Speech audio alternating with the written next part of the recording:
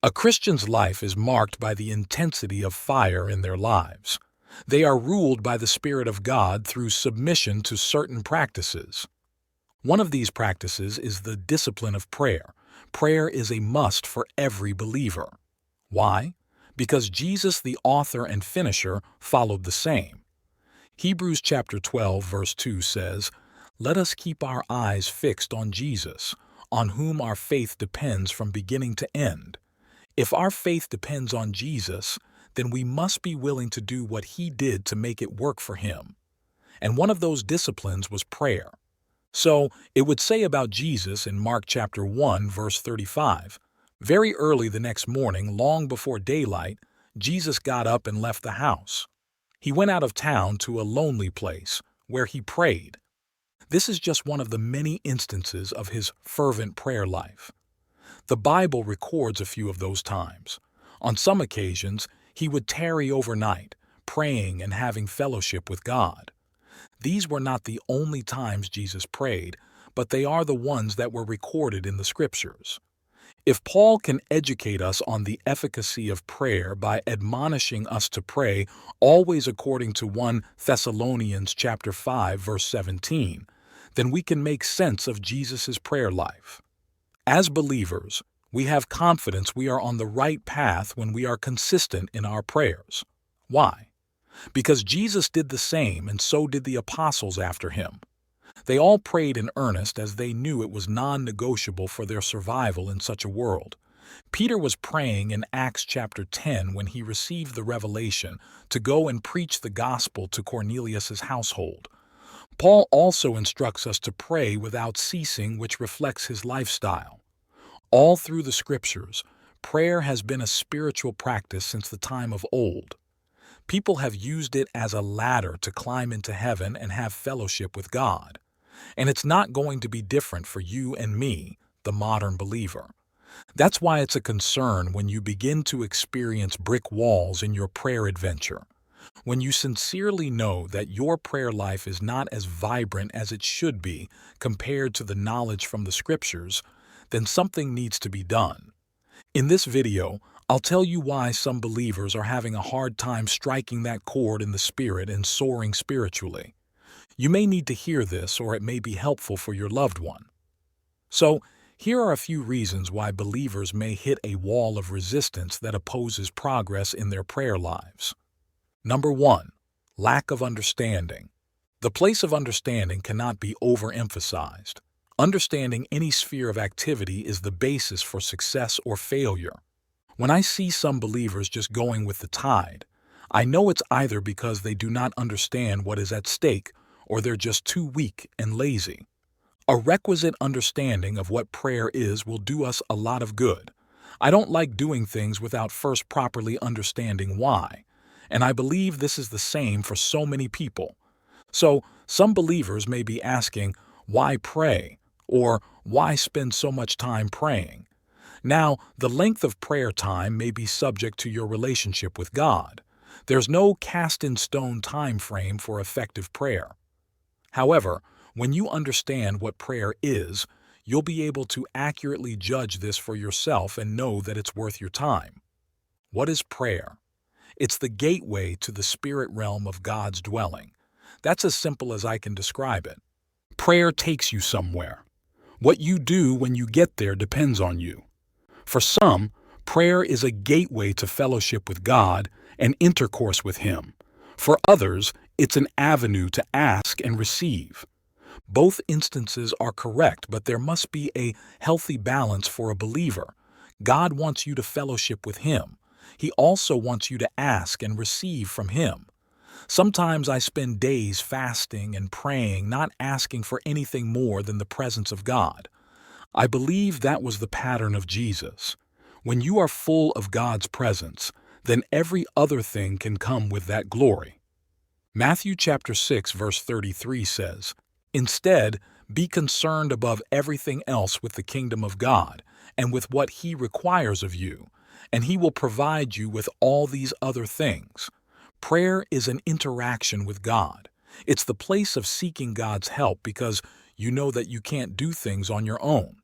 One of the biggest impediments I see is the ignorance of believers to think prayer is for making you prosper. It's no wonder those who are already rich think they don't need it, and those who pray into prosperity think that's enough for prayers. No, sir. Prayer is the place where we come to seek grace and help to fulfill the destiny of God in a space that is hostile to righteousness. Hebrews chapter 4, verse 16 says, "Let us have confidence then, and approach God's throne, where there is grace. There we will receive mercy and find grace to help us just when we need it." Prayer is not only for receiving earthly things, but for receiving greater things like the power to run the race of faith successfully. Number 2. Busyness. This is a strategy of the enemy to steal the seed of righteousness that should grow in you. Jesus, speaking about the parable, said in Mark chapter 4, verses 18 and 19, "Other people are like the seed sown among the thorn bushes. These are the ones who hear the message, but the worries about this life, the love for riches, and all other kinds of desires crowd in and choke the message, and they don't bear fruit." This is one way people lose out on spiritual things. They become too busy to give God their time. And just like everything else, it takes time to know God. You can't just jump in and out of God's presence at will and expect to have the glory on you. You can't do that and expect to be a strong believer in overcoming temptations every day. Truth is, when your spiritual life is shaky, you'll soon forget what it means to be righteous and a living sacrifice unto God. Spiritual things like prayer will soon become irrelevant to you. You must give God time. At some times, Jesus would pray all night, and at other times, he'd wake up quite early. Sometimes you need to strategize if you're too busy. There's always a way to make time for the one you love. It's always a matter of priority. Number 3, unrepentant sin. Don't get carried away by the exaggerated message of grace. If you're careful to find balance, you'll see that scriptures will always reveal the truth.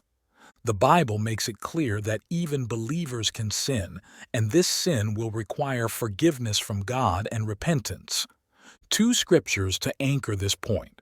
The first tells us to come to God and receive forgiveness.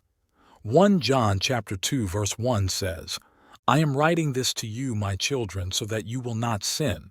But if anyone does sin, we have someone who pleads with the Father on our behalf, Jesus Christ, the righteous one." Believers can sin, and that sin needs forgiveness. However, this is not sin as a nature, but sin as an action. That's why it says in 1 John chapter 3 verse 9, "Those who are children of God do not continue to sin, for God's very nature is in them, and because God is their Father, they cannot continue to sin." So, there's no license to continue in sin as a child of God, because it wouldn't be possible in the first place if you were born again. However, sin as an action can hamper our prayer connection to God, and those sins must be confessed and repented of before our fellowship is restored with God. Number 4, weariness. It's not a lie that we can become weary when we're not seeing results appear as quickly as we projected. However, this is where faith comes in. Just like Abraham, you must continue to believe that your prayers are heard and your answers are on the way.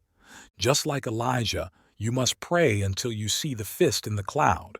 That's faith. Galatians chapter 6 verse 9 says, "So let us not become tired of doing good, for if we do not give up, the time will come when we will reap the harvest." Beloved, if you stopped praying because you were feeling tired, now is the time to go back and prove to the devil that your faith is authentic. Number 5, lack of faith. Similar to the previous point, but a little different. Lack of faith can be the inability to see, therefore, no power to believe. This happens when believers cannot see God for who He is. They cannot wrap their minds around the existence of a God all-powerful. Therefore, they don't know how much they have in the place of prayer. If you cannot see God, then you cannot go to Him nor receive from Him. Hebrews chapter 11 verse 6 says, "No one can please God without faith, for whoever comes to God must have faith that God exists and rewards those who seek Him." When you can't believe that you have come to the Lord Most High, then you cannot pray and have faith to receive answers. So, if you're suffering from unclear vision, you need to ask the Holy Spirit to help you see. You also need to keep building your faith by hearing the Word of God.